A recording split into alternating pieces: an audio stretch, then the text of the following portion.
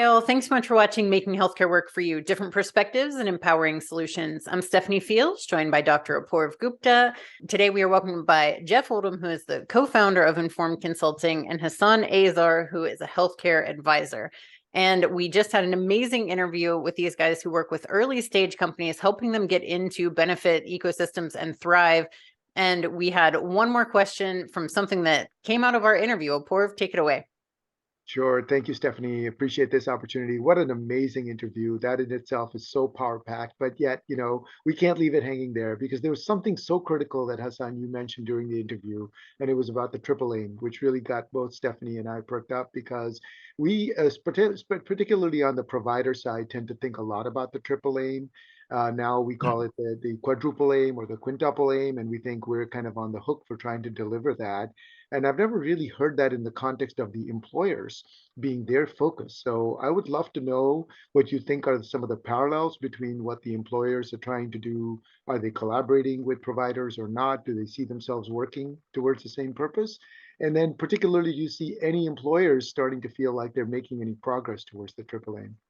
It comes into focus just constantly from the employer's point of view. So employers are covering about half of the healthcare dollars in the country are flowing through employer bank accounts. And every year when they see that their costs are going up, so the cost part of the triple aim is always apparent from the CFO's side of things, and it trickles down to the benefits department. So they always have a cost problem. No matter what they do, the costs keep going up, and they can't keep shifting costs to employees. So they need to find a way to more efficiently purchase healthcare.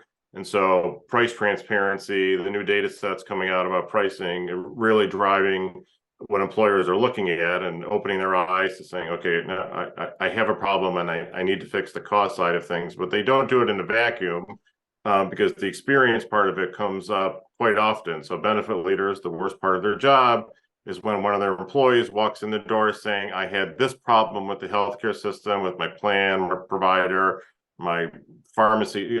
There's always some friction in the experience in the way that employees access healthcare, and the benefit leader has to deal with that every day because either somebody didn't get something or had an undesirable outcome.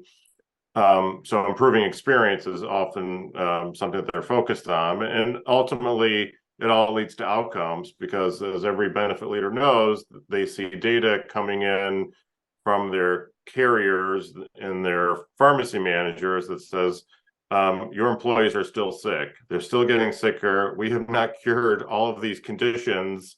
No matter what you spend, we're still going to have people go through, get treatments. So it's a very difficult place where the benefit leader sits, that they're trying to do so much, but costs keep going up, and and outcomes are questionable sometimes. So that was really amazing to hear that, because that was something that it caught my attention, and I forgot about it until Apoorv, you brought that back up, that it's something that you just don't typically hear in this end of things. So thank you so much for explaining that to us, and thank you both for being here. We had an amazing time talking to you. Okay, great. Thank you. Thank you. And thank you all for watching. We'll talk to you soon.